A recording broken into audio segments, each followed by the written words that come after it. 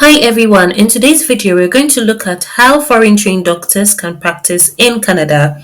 First of all, we'll have a look at an overview of the common pathways, the cost of all examinations, and relevant websites that you can find all the information that you need. If you're new here or a returning subscriber, thanks for watching this video. If you haven't liked, shared or subscribed, I encourage you to do so because I have lots more educative videos coming up shortly. The first pathway we'll start with is called the CARMS, and this is also known as the Canadian Resident Matching Service. We'll have a look at all that's required. This is an overview of what's required for the CARMS. First of all, you need to create an account on the physicianapply.ca website. I will drop all the relevant website links in the description area below, so do have a look. After creating the account, source verification of credentials needs to be done, and you need to take the examinations. The examinations include the MCCQE1, NAC OSCE, IELTS Academic, and in some cases, CASPER examinations. We'll be looking at the cost of all these examinations in a few minutes. Also, you need some documents as well, which will include personal letters, essays, and your CV. You also need to ensure that you get some documents, including letters of reference from your referees, medical student's performance record or a transcript, and a dean's letter. Then you need to submit this information through an application process using the CARMS website and then await interview offers. Let's have a look at the cost of examinations. So this is the Medical Council of Canada website where the various examinations and service fees are listed. Let's start off with the MCCQE Part 1, which is the Medical Council of Canada Qualifying Examination Part 1. The application fee is stated here as $1,420. The withdrawal fee of $710, administrative fee of $113, and an appeal fee of $1,135. For the National Assessment Collaboration Exam, which is the NAC exam, the application fee is $3,145. Then for other examinations as well, we have the costs stated here. To create the physicianapply.ca account, you must pay a one-time non-refundable account fee of $320 to set up a physicianapply.ca account, and this fee will cover storage of your medical credentials, secure document sharing with Canadian medical regulatory authorities and other organizations, and access to MCC support to guide you through the verification process. Then also for source verification services, for a document fee, you need to pay $220 per medical credential, and if you want to cancel, $67, and for file transfer service, the fee is $62. Other service requests are stated here, including educational credential assessment report fee of $124, the LMCC application fee, replacement of LMCC certificate of registration. Moving on to the next pathway, we'll look at the Practice Ready Assessment, also called the APPR Pathway. With the Practice Ready Assessment Program, according to the Medical Council of Canada, this is offered in 8 provinces across Canada as a route to licensure for international medical graduates who have already completed their residency and practiced independently abroad.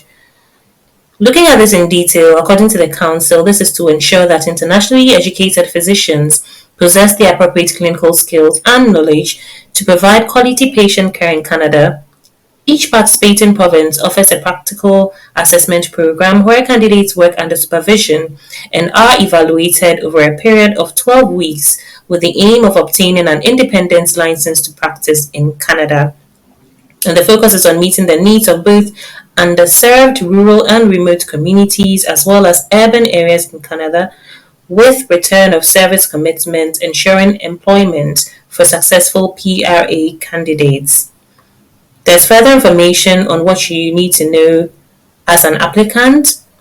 So to sum up, this program will offer a clinical field assessment over a period of 12 weeks as a physician or as a doctor who has completed postgraduate training outside of Canada.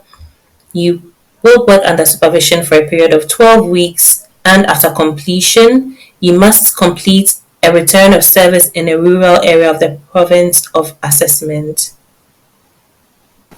Let's dive into information for applicants. If you have certification from an international jurisdiction and you intend to live and practice medicine in Canada, and if you have gone through a residency program and or have been in practice abroad, but in a context that is not known to be comparable to medical practice in Canada, this might be right for you. Why should you choose this pathway? This pathway offers guidance from an experienced physician assessor as you adapt to practice in Canada.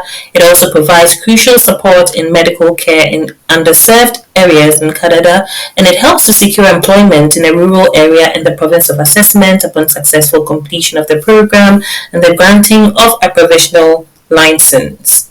Let's dive into the selection process. It has been stated by the Council that the process for PRA programs is competitive. And after a common screening process that evaluates the credentials, experience, and assessment of applicants, PRA program selects candidates who meet minimum eligibility and sponsorship requirements for the practice-ready route. The selection occurs through regional ranking processes that take into consideration national standards. Let's look at common eligibility screening requirements. So to be eligible, you must confirm language proficiency, and that could be done by taking the IELTS academic exam. You should also have currency of practice, scope of practice, credentials, and you should have completed the Medical Council of Canada qualifying examination called the MCCQE Part 1. So some programs have limited capacity and therefore will use various selection or ranking tools to filter candidates. If you want more information on how to apply, the next pathway we'll be looking at shortly is the approved jurisdiction pathway. Please note that all the relevant websites are in the description area below. Do have a look, research for yourself, read more, and find out which one works for you. Next, we're looking at the approved jurisdictions pathway, and this applies to family physicians who had their training in the following countries: Australia, Ireland, United Kingdom, and United States of America. This information is available on the College of Family Physicians of Canada website. I'll drop the link in the description area below. So let's have a look at the details. So if you have graduated from the Australian General Practice Vocational Training Program and have been accredited by the Australian Medical Council and meets the standards of the Royal Australian College of GPs, and you also hold fellowship of the Royal Australian College of General Practitioners, you could be eligible for this pathway.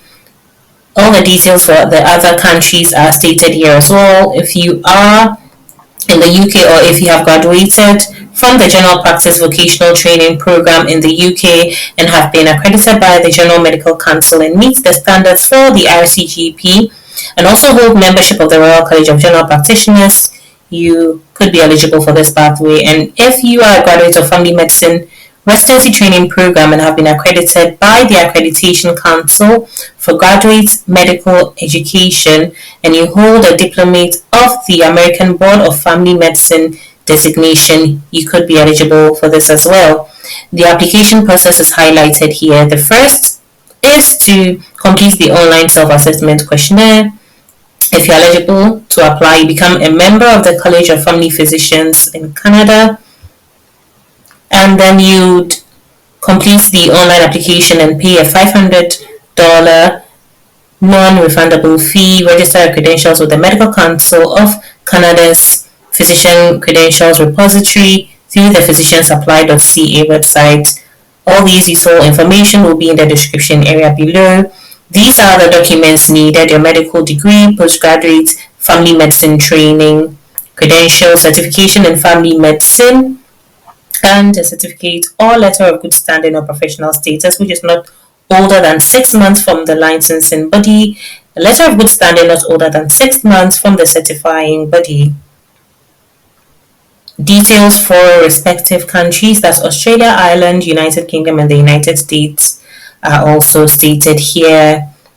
Then you'd also need to provide evidence of a medical regulatory authority in Canada. And if you are currently not licensed to practice in Canada, what you need to do is stated here. If you are registered and practicing in a province or territory in Canada, you should request for a letter of good standing to be sent to the MRA directly to their college of the family physicians in Canada and pay the processing fee of $1,500 once all the requirements are met. And all applications are subject to review by the Board of Examinations and Certification of the CFPC, which will make the final rulings on all questions of eligibility for certification. So if you're a family physician abroad in any of these countries, this is the pathway you could consider into Canada. If you've come this far in my video, thank you so much for watching to the end. Don't forget to like, share, and subscribe if you haven't.